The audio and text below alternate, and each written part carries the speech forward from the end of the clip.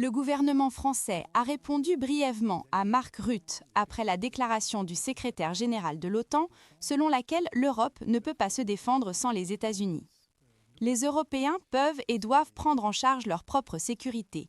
Les États-Unis sont également d'accord, a déclaré le ministre des Affaires étrangères français Jean-Noël Barrot.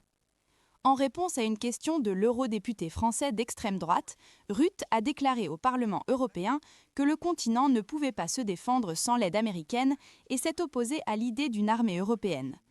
L'administration Trump a insisté pour que les États-Unis jouent un rôle moindre dans la sécurité de l'Europe. La nouvelle stratégie de défense nationale des États-Unis soutient que l'Europe peut se défendre économiquement et militairement contre la Russie. L'année dernière, Trump a convaincu les États européens d'augmenter leurs dépenses de défense. Barrot et d'autres en France ont contesté les commentaires de Rutte. Muriel Domenech, ancienne ambassadrice française à l'OTAN, a déclaré que montrer la faiblesse européenne pour obtenir la garantie des États-Unis est une approche dépassée qui envoie un mauvais message à la Russie. La ministre française des Armées, Catherine Vautrin, a souligné la nécessité du pilier européen de l'OTAN. L'idée de renforcer les Européens au sein de l'Alliance, proposée par la France, bénéficie désormais du soutien de pays comme l'Allemagne.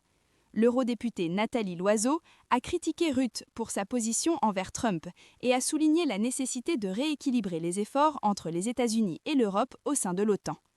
La confrontation de Rutte a également contredit le président finlandais Alexander Stubb, qui a soutenu l'idée que les Européens peuvent se défendre eux-mêmes.